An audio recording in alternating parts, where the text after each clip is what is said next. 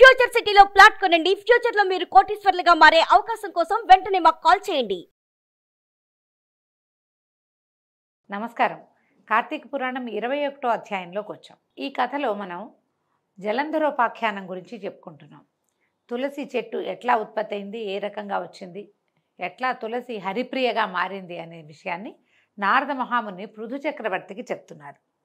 మారుమూలలో అంటే ఇంతకుముందు మనం కథలో ఏం చెప్పుకున్నాము, దేవతలు మేరుపర్వతంలోకి వెళ్ళి దాక్కుంటే వాళ్ళని పట్టడానికి జలంధరుడు కొంత సైన్యంతో వీళ్ళ మీద పడిపోయాడు. మారుమూలల్లో తలలు దాచుకున్నా కూడా వదలకుండా ముట్టడింప వస్తున్న జలంధరునికి భయపడిన వారైన దేవతలంతా పరిపరి విధాలుగా విష్ణుదేవత స్తుతి చేయటం మొదలుపెట్టారు. విష్ణు స్తుతి చేయటం మొదలుపెట్టారు. సకల దేవతలు చేసిన విష్ణు స్తోత్రం కార్తీక పురాణంలో కనపడుతుందండి. ఎన్నో విధాలుగా ప్రార్థించారు. నారదుడు చెప్తున్నాడు, ఇది కనుక ఈ స్తోత్రాన్ని కనుక చదువుకుంటే మనకి అన్ని రకాల కష్టాలు తొలుగుతాయట. అయితే సంస్కృతంలో ఉన్న దాంట్లోంచి తీసుకుంటే మనం తప్పులు లేకుండా దొరుకుతుందండి. అవకాశం ఉన్నవాళ్ళు చూడండి, పద్మపురాణంలో కనిపిస్తుంది. అయితే కూర్మాది అవతారములు ధరించిన వాడవు, సదా భక్తుల కార్యములు చేయటందు సంసిద్ధుడగువాడవును, దుఃఖములను నశింపచేయువాడవు, బ్రహ్మాదులను సృష్టించి వెలయింపచేయువాడవు, శంఖము గద పద్మము కత్తి ఆదిగా కలిగినటువంటి పంచాది ఆయుధాలను ధరించిన వాడు అయినటువంటి నీకు నమస్కారమగుగాక. భగవంతుని ఇట్లా ప్రార్థిస్తున్నారు. లక్ష్మీపతి, రాక్షసారాతి, గరుడవాహనుడు, పీతాంబరుడవు అయినటువంటి నువ్వు యజ్ఞాదులకు కర్తవు, క్రియారహితుడవు, సర్వరక్షకుడవు అయినటువంటి నీకు జయమగుగాక. రాక్షసులచే పీడింపబడిన దేవతల దుఃఖమనే కొండని నశింపజేయటంలో నువ్వు వజ్రాయుధం వంటి వాడివి, శేషసేనుడివి, సూర్యచంద్రులే నేత్రాలుగా కలిగిన వాడివైనటువంటి ఓ వ్యాపనశీలుడమైన విష్ణువా నీకు నమస్కారము, పునః నమస్కారం, మళ్ళీ నీకు దండాలు పెడుతున్నాను తండ్రి అని ఇలా ఎన్ని విధాలో ప్రార్థించారు. ఈ విధంగా దేవతలతోటి కీర్తింపబడిన ఈ విష్ణు స్తోత్రాన్ని చదువుకుంటే కనుక ఎన్నో రకాల కష్టాల నుంచి కడతేరగలము అని చెప్తూ పృథువుకి ఈ రకంగా చెప్తూ నారదుడు మళ్ళీ పురాణ ప్రవచనానికి ఉపక్రమించాడు. ఇలా ఎన్ని విధాలో ప్రార్థించగా వాళ్ళ అరుపులు ఏడుపులు, దుఃఖంలో ఉన్నప్పుడు ఉండేది వేరే, కష్టం నెత్తి మీద పడిపోయినప్పుడు ఆ పిలుపు వేరేగా ఉంటుంది. మామూలు రోజువారీ ప్రార్థన వేరు, ఏదైనా కష్టం వచ్చినప్పుడు నువ్వు తప్పిస్తే నాకు ఇంకో దిక్కు లేదు, నీవే తప్ప ఇతపరం వేరుగా అంటామన్నమాట. నువ్వు తప్పిస్తే మమ్మల్ని కాపాడేవాడు ఎవ్వడూ లేడు అని వాళ్ళు చేస్తున్నటువంటి ప్రార్థన ఈయన చక్రపాణి చెవినబడ్డాయి. దేవతల కష్టాన్ని చింతిస్తూనే దానవులపై కోపం కలవాడై చెయ్యన్న తన చెయ్యని వీడి గరుడ వాహనంపై కదులుతూ, లక్ష్మి నీ తమ్ముడైన జలంధరునికి దేవగణాలకి యుద్ధం జరుగుతోంది, దేవతలు నన్ను ఆశ్రయించారు, నేను వెళ్తున్నాను అని చెప్పాడు. అందుకు ఇందిరాదేవి రవంత చెల్లించినదై, నాథా నేను నీకు ఇంత ప్రియురాలనై ఉండగా నీవు నా తమ్ముని వధించడం ఎలా జరుగుతుంది అని ప్రశ్నించింది. ఇప్పుడు జలంధరుడు లక్ష్మీదేవికి తమ్ముడు ఎట్లా అయ్యాడు? క్షీరసాగర మథనంలో పుట్టినది లక్ష్మీదేవి, సాగర సంగమంలో జన్మించిన వాడు జలంధరుడు. ఈ విధంగా చంద్రుడితో పాటు మన జలంధరుడు కూడా లక్ష్మీదేవికి సోదరుడే, ఆమె తండ్రి అందే పుట్టాడు కాబట్టి ఇంకా తమ్ముడని చెప్తున్నారనమాట. అప్పుడు రమాధవుడు నవ్వి, నిజమే దేవి, నాకు నీ మీద ఉన్న ప్రేమ చేత, బ్రహ్మ నుండి అతను పొందిన వరాల చేత, శివాంశ సంభూతుడు కావటం వల్ల కూడా జలంధరుడు నేను చంపదగినవాడు కాదు అని మాత్రం చెప్పి సర్వాయుధ సమీకృతుడై గరుడవాహనారూఢుడై అతి త్వరితంగా యుద్ధ భూమికి చేరిపోయాడు. మహాబలి అయిన గరుడుని రెక్కల విసురులకు పుట్టిన గాలి వలన రాక్షస సేనలు మేఘశకలాల వలె చెల్లాచెదరై నేల కూలిపోసాగాయి. అది గుర్తించిన జలంధరుడు ఆగ్రహంతో ఆకాశానికి ఎగిరి విష్ణువుపై యుద్ధాన్ని ప్రకటించాడు. ఈయన ఏం చేశాడు, జలంధరుడు యొక్క జెండాని, రథచక్రాలని, ధనుసుని చూర్ణం చేశాడు విష్ణుమూర్తి. అతని గుండెల మీద ఒక బాణాన్ని కూడా వేశాడట విష్ణువు. వేసేసరికల్లా ఆ బాధామయ క్రోధంతో జలంధరుడు గదాధరుడే ముందుగా గరుడుడి తల మీద మోదాడు. గరుత్మంతుడు నేల కూలేట ఆ దెబ్బకి. తక్షణమే విష్ణువు అతని గదను తన ఖడ్గంతో రెండుగా నరికి వేశాడు. విష్ణుమూర్తి ఖడ్గం పేరు తెలుసు కదా, నందకం అని చెప్తారు. ఆ నందకంతో ఆ గదని రెండు ముక్కలుగా చీల్చిపారేశాడట విష్ణుమూర్తి. అలిగిన అసురేంద్రుడు ఉపేంద్రుడి ఉదరాన్ని పిడికిట పొడిచాడు. విష్ణువుతోటి బాహుబాహవి యుద్ధం చేస్తున్నాడండి. బాహుబాహి యుద్ధం, ఒకళ్ళ చేతులతో ఒకళ్ళు కొట్టుకుంటున్నారనమాట. అక్కడితోటి జలసాయికి జలంధరుడికి బాహుయుద్ధం ప్రారంభమైంది. ఆ భుజాస్ఫాలనలకు, ముష్టిఘాతాలకు, జానువుల తాకిళ్లకి భూమి మొత్తం ధ్వనిమయం అయిపోవటం మొదలుపెట్టింది.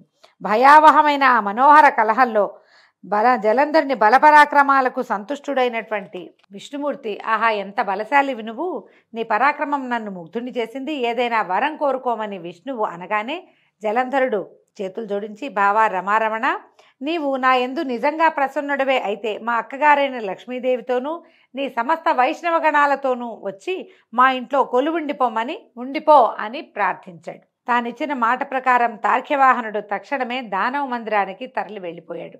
సమస్త దైవస్థానాల్లోనూ రాక్షసుల్ని ప్రతిష్ఠించాడు జలంధరుడు. దేవసిద్ధ గంధర్వాదులందరి వద్ద ఉన్న రత్న సముదాయాన్నంతటినీ స్వాధీనపరుచుకున్నాడు.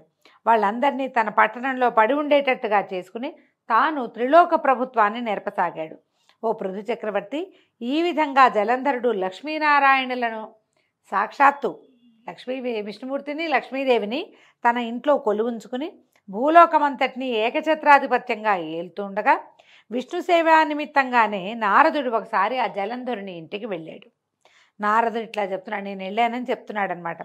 పృథురాజా, అలా తన గృహానికి వచ్చిన నన్ను జలంధరుడు చక్కటి భక్తి ప్రపత్తులతోటి శాస్త్రవిధిని సత్కరించి, అనంతరము ఓ మునిరాజా, నీవెక్కడి నుంచి విచ్చేశావు, ఏ ఏ లోకాలు దర్శించావు, నువ్వు వచ్చిన పని ఏమిటో చెప్తే తప్పక దాన్ని నెరవేరుస్తానని మాటిచ్చాడు. అప్పుడు నేను ఇలా అన్నాను, జలంధర, యోజన పరిమాణము పొడవు కలిగింది, అనేకానేక కల్పవృక్షాలు కామధేనువులు కలది, చింతామణుల చేత ప్రకాశవంతమైనది అయినటువంటి కైలాస శిఖరంపై పార్వతీ సమేతుడనైన పశుపతిని దర్శించాను.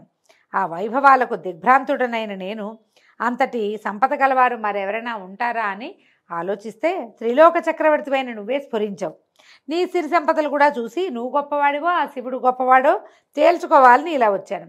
అన్ని విషయాల్లోనూ మీ ఇద్దరు ధీటుగానే ఉన్నారు, కానీ ఒక స్త్రీరత్నపుటు ఆధిక్యత మాత్రం నీకంటే ఆ శివుడి దగ్గరే ఉంది. స్త్రీరత్నం ఉంది శివుడి దగ్గర అని చెప్తున్నాడు. మీ ఇంట్లో అప్సరసలు నాగకన్యలు మొదలైన దేవకాంతలు ఎందరైనా ఉందురుగాక, వాళ్ళంతా ఏకమైనా సరే ఆ ఏణాంకధారికి ప్రాణాంక స్థితి అయిన పార్వతీదేవి ముందు ఎవ్వరూ కొరగారు. ఏణాంకధారి అంటే ఏణాంకాన్ని లేడిని పట్టుకుంటాడు శివుడు, ఏణము అంటారు దాన్ని పట్టుకున్నటువంటి ఆయనకి ప్రాణాంక స్థితి, ఆయన తొడ మీదే కూర్చుని అట్లా సగంలో ఉంటుంది పార్వతీదేవి, ఆమెతోటి సమానం కారు. కళ్యాణాత్ పూర్వం వీతరాగైనటువంటి విషమాంబకుడు సైతము ఏ విద్యుల్లతా సౌందర్యమనే అరణ్యంలో భ్రామితుడై చేపవిలే కొట్టుమిట్టాడాడో అటువంటి ఈ అద్రినందనకు ఇక ఏ చానా ఈడు కాలేదు. అంటే అంతకుముందు తపస్సు చేశాడు పరమేశ్వరుడు, అంతకాలం తపస్సులో ఉండి కూడా ఈ లేత పరువాలంలో ఉన్నటువంటి పార్వతీదేవిని చూడగానే మన్మథవశానికి లోనై ఆమెను వివాహం చేసుకున్నాడు. ఆ విషయాన్ని కుమార సంభవ పూర్వగాథని ఇక్కడ చెప్తున్నాడు అనమాట. ఆవిడ సామాన్యమైన సౌందర్యం కాదు పార్వతీదేవిది, అద్రినందన అంటున్నాడు. అందుకని పార్వతీదేవి ప్రస్తావనే చేస్తున్నాడు అనమాట. ఇక పార్వతీదేవినే నిత్యం పరిశీలిస్తూ బ్రహ్మదేవుడు ఆమె అందానికి సాటి తేవాలనే నిశ్చయంతో బ్రహ్మదేవుడు అప్సరాగణాన్ని సృష్టించాడు. కానీ ఆ అప్సరసలందరూ ఏకమైనా సరే ఆ అమ్మవారి కాలి గోటికి కూడా సరిపోరు. వాళ్ళంతా కలిపి ఒక ముద్ద చేసిన పార్వతీదేవి కాలిగోటికి కూడా సరిపోరు. నీకెన్ని సంపదలు ఉన్నా కూడా అటువంటి సాధ్వీమణి లేకపోవటం వల్ల ఐశ్వర్యవంతుల్లో నువ్వు శివుడి తర్వాతే కానీ ప్రథముడు అయితే కావు. ఈయన ఏం చేస్తున్నాడండి సర్కాస్టిక్గా, అంటే ఏమంటారు, ఇట్లా ఒక నిమిత్తం చెప్తూ ఇతన్ని రెచ్చగొడుతున్నాడనమాట. శివుడు నీకంటే అధికుడు అన్నమాట అతనికి ఎక్కించటానికి పూనుకున్నాడు. ఈ ఉపర్యుక్త విధంగా జలంధరంతో ఉటంకించి నా దారిని నేను వచ్చేశాను. అనంతరము పార్వతీ సౌందర్య ప్రలోభుడైన జలంధరుడు మన్మథ జరగ్రస్తుడయ్యాడు. కాముకులకి యుక్తాయుక్త విచక్షణలు ఉండవు కదా. అందువల్ల విష్ణుమాయామోహితుడైన జలంధరుడు సింహికానందనుడైన రాహు అనేవాణ్ణి చంద్రశేఖరుడి దగ్గరికి దూతగా పంపించాడు. ఇది చూడండి వింత. రావణాసురుడి గాథలో కూడా మనం ఇట్లాగే విష్ణుమాయామోహితుడైన రావణుడు అమ్మవారినే తనతోటి పంపించమని కోరుకున్నాడు. తర్వాత ఆ మాయలోంచి బయటపడి ఆమెను మళ్ళీ ఆయనకు అప్పచెప్పి అప్పుడు అతను ఏం చేశాడు, ఆత్మశలింగాన్ని కోరుకున్నాడని మనం కథ వింటాం. ఇక్కడ కూడా జలంధరుణ్ణి విష్ణు తనంతట తనే ఎక్కడో ఉన్న విష్ణుమూర్తిని తెచ్చి తన ఇంట్లో పెట్టుకున్నాడు జలంధరుడు. మాయామోహితుడయి అమ్మని కాంక్షించేంత కాముకుడు అయిపోయాడు. కాముకులకి యుక్తాయుక్త విచక్షణ జ్ఞానము ఉండదు. పరమేశ్వరుడెవరు, పార్వతి ఎవరు, నేనెవరిని, ఇలాంటి ఏ జ్ఞానము లేక సాక్షాత్ పరమేశ్వరినే కోరుకోవటం మొదలుపెట్టాడు. ఏం చేశాడు? సింహికానందన్ నేను రాహు అనేవాడిని పంపించాడు. దూతగా పంపించి శుక్లపక్షపు చంద్రునిలా తెల్లగా మెరిసిపోతుండే కైలాస పర్వతాలన్నీ తన యొక్క కారు నలుపు దేహకాంతులు సోకి నల్లబడుతూ ఉండగా రాహువు కైలాసాన్ని చేరి తన రాకను నందీశ్వరుని ద్వారా పరమేశ్వరుడికి కబురు పెట్టాడు. ఏం పని మీద వచ్చావు అని పరమేశ్వరుడట కనుబొమ్మ కదిలించాడట. మాట ఏం లేదు, ఇలా అన్నాడనమాట. కనుబొమ్మ కదిలించి ప్రశ్నించాడు. ప్రశ్నిస్తే రాహు ఇట్లా చెప్పేట, ఓ కైలాసవాస, ఆకాశంలోని దేవతలందరి చేత పాతాళంలోని ఫణుల చేత కూడా సేవింపబడుతున్నవాడు, భూలోకానికి సాక్షాత్తు ప్రభువు, ముల్లోకాలకు ఏకనాయకుడు అయిన మా రాజు అయిన జలంధరుడు ఇట్లా ఆజ్ఞాపించాడు. హే వృషధ్వజ, వల్లకాటిలో నివసించేవాడివి, ఎముకల పోగులను ధరించేవాడివి, దిగంబరివి అయిన నీకు హిమవంతుని కూతురు అతిలోక సౌందర్యవతి అయినటువంటి పార్వతి భార్యగా పనికిరాదు. ప్రపంచంలోని అన్ని రకాల రత్నాలకు నేను రాజునై ఉన్నాను కాబట్టి స్త్రీరత్నమైన ఆ పార్వతిని కూడా నాకు సమర్పించు. ఆమెకు భర్తనయ్యేందుకు నేనే అర్హుడిని కానీ నువ్వెంత మాత్రము తగవు. ఈ రకంగా ఆయన ఏం చెప్పాడో ఆ వాక్యాలు ఈ రాహు ఇట్లా చెప్తూనే ఉండగానే ఈశ్వరుడి కనుబొమల వలన రౌద్రాకారుడైన పురుషుడొకడు వేగవంతమైన పిడుగుతోటి సమానమైన ధ్వని కలవాడు ఆవిర్భవించాడు. ఆయన బొమ్మ ముడుచుకుందట. ఏమిటి ఇదేని? ఆ ముడిచిన కనుబొమలలోంచి ఒకడు పుట్టాడు. రౌద్రాకారుడైన వాడు ఒకడు బయటపడ్డాడు. పడుతూనేవాడు ఏం చేశాడు? ఆ పౌరుషమూర్తి ఏం చేశాడట? రాహు మీదకి లంఘించబోయాడు.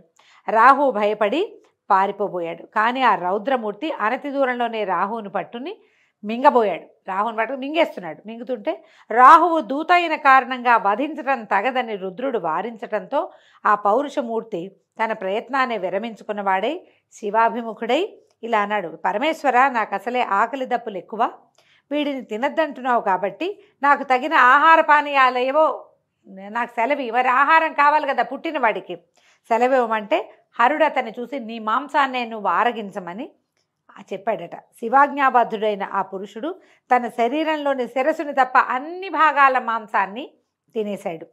శిరస్సు ఒక్కటే మిగిలిన ఆ మహాపురుషుని పట్ల కృపాళుడైనటువంటి నీలకంఠుడు, నీ ఈ భయంకర కృత్యానికి సంతుష్టుడనయ్యాను, ఇక నుంచి నువ్వు కీర్తిముఖ సంజ్ఞతోటి విరాజిల్లమని ఆశీర్వదించాడు.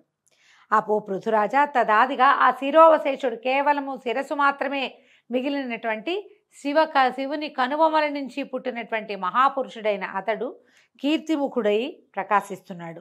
తర్వాత అంతేకాదు, ఇకపై ముందు నిన్ను పూజించకుండా నన్ను అర్చించిన వారి పూజలన్నీ వృధా అవుతాయి కాబట్టి నన్ను అర్చించదలిచిన వారు మొదట కీర్తిముఖుని పూజించాలని ఈశ్వరుడు శాసించాడు కూడానట.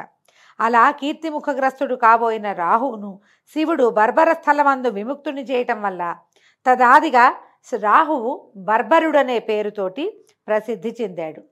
ఇక ఆ మీదట రాహువు తనకది పునర్జన్మగా భావించి భయ విముక్తుడై జలంధరుని వద్దకు వెళ్ళి జరిగిందంతా పొల్లుపోకుండా చెప్పాడు. ఇప్పుడు చూడండి, కీర్తిముఖుడు, మనము ఏవైనా కట్టడాలు కట్టేటప్పుడు ఓన్లీ ముఖమే ఒకటి ఇట్లా భీకరంగా ఉన్న ఒక ముఖాన్ని చూస్తాం.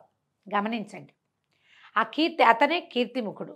ఈ శివాలయాలు అన్నిట్లలో కూడా, అంటే చిన్న చిన్న శివాలయాల సంగతి నేను చెప్పలేను కానీ పురాతన శివాలయాల్లో సోమసూత్రంతో ప్రతిష్ఠ చేయబడినటువంటి అన్ని శివాలయాల సింహద్వారాల మీద కేవలము ముఖం ఉన్నటువంటి ఒక రౌద్ర స్వరూపం మనకి కనపడుతుంది. రుద్ర రూపమే, కానీ ఎట్లా ఉంటుంది? కళ్ళు, పెద్ద పెద్ద విశాలమైన నేత్రాలు, పెద్ద కనుబొమ్మలు, కోరలు కలిగి పెద్ద పెద్ద మీసాలతో ఉన్న ముఖావశిష్టుడు మాత్రమే, ఒక ముఖం మాత్రమే కనిపిస్తుంది.